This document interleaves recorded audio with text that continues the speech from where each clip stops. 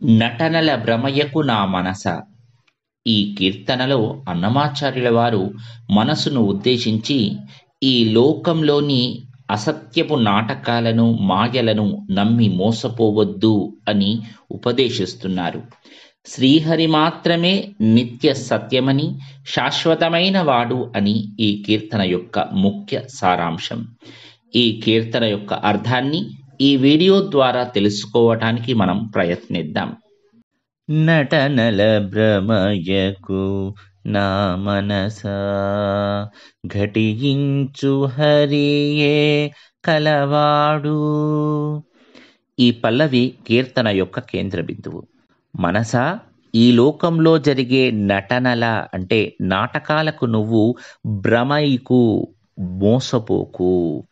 ఈ జగత్తు మొత్తాన్ని ఘటించు, నడిపించే శ్రీహరి ఒక్కడే నిత్య సత్యంగా కలవాడు.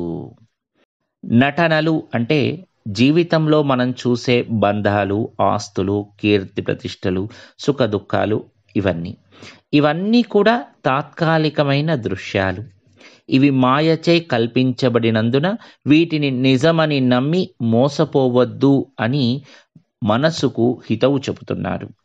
మనసు ఎప్పుడూ ఈ తాత్కాలిక విషయాల వెంట పరిగెడుతూ అవే శాశ్వతం అనే భ్రమలో ఉండిపోతుంది. ఘటించు అంటే నిర్మించే లేదా నడిపించే అని అర్థం.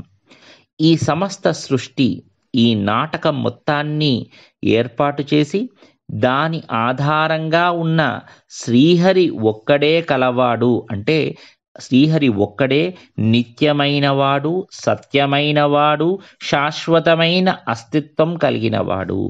మిగతాదంతా మార్పు చెందుతూ నశించిపోతూ ఉంటుంది. కానీ సృష్టికర్త అయిన శ్రీహరి మాత్రం ఎప్పుడూ ఒకే విధంగా నాశనం లేకుండా ఉంటాడు. ఈ లోకంలోని పాత్రలు, కథలు చూసి మోసపోకుండా వాటికి మూల కారణం మరియు నిర్వహణ శక్తి అయిన పరమాత్మపై దృష్టి సారించి ఆయనను మాత్రమే సత్యంగా భావించి శరణు పొందాలి అని ఈ పల్లవి యొక్క పరమార్థం. ముంచిన జగమిది మోహిని గజము, పొంచిన యాస పుట్టించేది, వంచనలు నిజము వలనే ఉండును, మంచులు మాయలే మరునాడు. ఈ చరణంలో అన్నమాచార్యుల వారు లోక స్వభావాన్ని మోహము మరియు ఆశ అనే అంశాల ద్వారా మనకు వివరిస్తున్నారు. ఈ లోకం మనల్ని ముంచివేసే, మోహింపజేసే ఏనుగు, మోహినీ గజము లాంటిది. ఇది మనసులో దాగి ఉన్న అంటే పొంచిన ఆశలను పుట్టించి పెంచుతుంది. ఈ వంచనలు, ఈ మోసాలు అన్నీ నిజంలాగే కనిపిస్తాయి. కానీ అవి మంచులాగా మరుసటి రోజు మాయమైపోతాయి. ఇక్కడ మాయ యొక్క శక్తిని మరియు అది మన మనసుపై ఎలా పనిచేస్తుందో వివరంగా చెబుతున్నారు. ప్రపంచాన్ని మోహిని గజముతో పోల్చడం జరిగింది. సాధారణంగా ఏనుగు పరిమాణంలో పెద్దగా, శక్తివంతంగా ఉంటుంది. అది ఒకసారి లంఘిస్తే తప్పించుకోవడం కొంచెం కష్టం. అలాగే ఈ లోకం మోహం అనే గజం లాంటిది. ఇది ఆకర్షణతో మనల్ని ఆవహిస్తుంది, కప్పేస్తుంది, చివరకు ముంచేస్తుంది.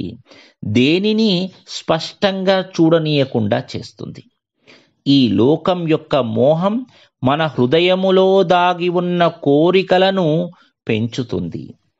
ఈ ఆశ లోపల చిన్నదిగా మొదలై లోకం యొక్క ప్రేరణతో అది పెరిగి మనిషిని మరింత లోతుగా సంసార బంధంలోకి లాగుతుంది. ఈ మాయాజాలంలో మనం కీర్తి, ధనము, బంధాలు అన్నీ నిజమే అని అనుకుంటాము. కానీ అవన్నీ తాత్కాలికమే.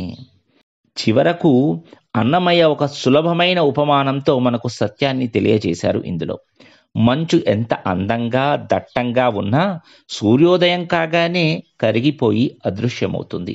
అదేవిధంగా మనం నిజమని నమ్మిన ఈ లోక వ్యవహారాలన్నీ జ్ఞానం అనే సూర్యుడు ఉదయించగానే మాయమైపోతాయి. అవి ఏమాత్రం శాశ్వతం కావు అని స్పష్టమవుతుంది.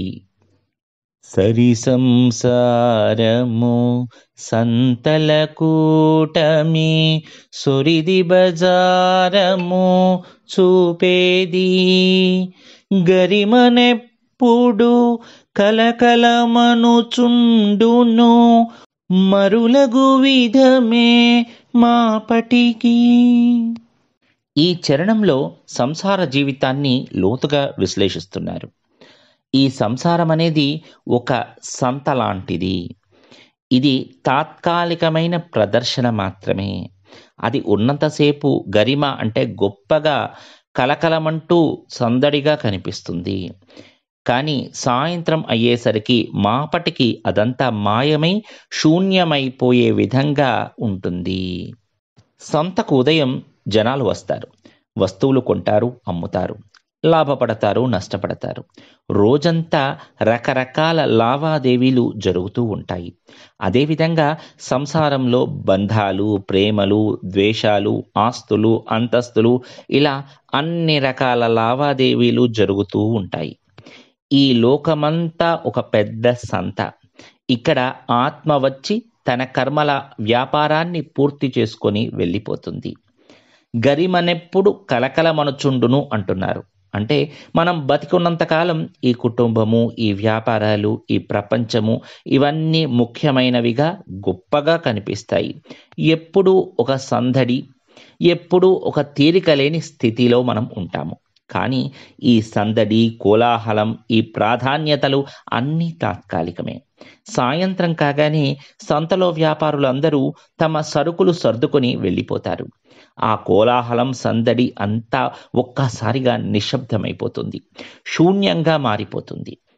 అదేవిధంగా జీవిత సాయంకాలం మాపటికి అంటే వృద్ధాప్యం లేదా మరణం సమీపించినప్పుడు మనం ఎంత గొప్పగా భావించిన బంధాలైన, ఆస్తులు అన్నీ కూడా మాయగా మిగిలిపోతాయి. ఆ సమయానికి ఎవరూ మన వెంటరారు. కేవలం హరినామస్మరణ మాత్రమే మిగిలి ఉంటుంది. కందువ దేహము ముదియదిది అందిన బహురూపమాడేది ఎందును శ్రీ వెంకటేశ్వరుడుండును ఇందు పడగనిదే తెరమరుగు. ఈ చరణంలో అన్నమాచార్యుల వారు 3 ప్రధాన అంశాలను ప్రస్తావించుతున్నారు. దేహం యొక్క అశాశ్వత ప్రభావం, దేహం యొక్క పాత్ర మరియు పరమాత్మ యొక్క నిత్య సత్యం. ఈ శరీరం అనేది కేవలం ఒక తాత్కాలిక ఆశ్రయం, అంటే కందువ లాంటిది. ఇది ముసలితనం ముది రాగానే నశించిపోతుంది. ఈ దేహాన్ని అడ్డుపెట్టుకుని అనేక రకాల పాత్రలను మనిషి పోషిస్తూ ఉంటాడు. బహురూపమాడేది. ఎక్కడైనా ఎప్పుడైనా పరమాత్మ మాత్రం ఎప్పటికీ తరగనివాడుగా ఈ లోకం అనే నాటకానికి తెర వెనుక దాగి ఉంటాడు. ఈ చరణం ఆత్మ యొక్క వివేకాన్ని స్పష్టంగా తెలియచేస్తుంది. అన్నమయ్య ఈ మానవ దేహాన్ని కందువతో పోల్చారు. అంటే ఈ దేహం అనేది అద్దె ఇల్లు లాంటిది. జీవుడు అంటే ఆత్మ తన కర్మలను అనుభవించటానికి, లీలలను ప్రదర్శించటానికి ఈ దేహాన్ని కొంతకాలం పాటు ఉపయోగిస్తాడు. కాలం పూర్తవ్వగానే ఆత్మ ఈ దేహాన్ని వదిలి వెళ్ళిపోతుంది. కాబట్టి దేహంపై మోహం పెంచుకోవటం వ్యర్థం. అందిన బహురూపమాడేది అంటే ఒక వ్యక్తి జీవితంలో కొడుకుగా, తండ్రిగా, ఉద్యోగిగా, యజమానిగా ఇలా అనేక రకాల పాత్రలను పోషిస్తాడు. ఈ పాత్రలన్నీ కూడా తాత్కాలికమే. ఈ దేహం ద్వారానే ఈ నటనలు అన్నీ జరుగుతాయి. చివరగా లోకమంతా ఒక నాటకమైతే మరి దానిని నడిపే సూత్రధారి ఎవరు? అతడే శ్రీ వెంకటేశ్వరుడు. ఈ జగత్తు, దేహము, పాత్రలు అన్నీ మార్పు చెందుతూ తరుగుతూ ఉంటాయి. కానీ ఆ పరమాత్మ అయిన వెంకటేశ్వరుడు మాత్రం ఏ మార్పు లేకుండా శాశ్వతంగా ఈ మాయ అనే తెర వెనుక దాగి ఉండి ఈ సమస్తాన్ని నియంత్రిస్తూ ఉంటాడు. జీవుడు ఈ తెర ముందున్న నటనలకు మోసపోకుండా తెర వెనుక ఉన్న సత్యాన్ని తెలుసుకోవాలని చెప్పడం ఈ చరణం యొక్క ముఖ్య ఉద్దేశం. అన్నమాచార్యుల వారు ఈ సంకీర్తన ద్వారా మనసుకు నిశ్చలత్వాన్ని బోధిస్తున్నారు. భౌతిక ప్రపంచం కేవలం దృశ్యమానం, మిథ్య మాత్రమేనని, శ్రీహరి ఒక్కడే నిత్యం సత్యం అని పదే పదే నొక్కి చెప్పారు. సంసారం సంత లాంటిది, మోహాలు మంచు లాంటివి, దేహం తాత్కాలిక వసతి లాంటిది. కాబట్టి మనసు ఈ నాటకంలో చిక్కుకోకుండా తెర వెనుక ఉన్న శ్రీ వెంకటేశ్వరుడిని ధ్యానించడం ద్వారానే శాశ్వతమైన ఆనందాన్ని, మోక్షాన్ని పొందగలము అని ఈ కీర్తన స్పష్టం చేస్తోంది.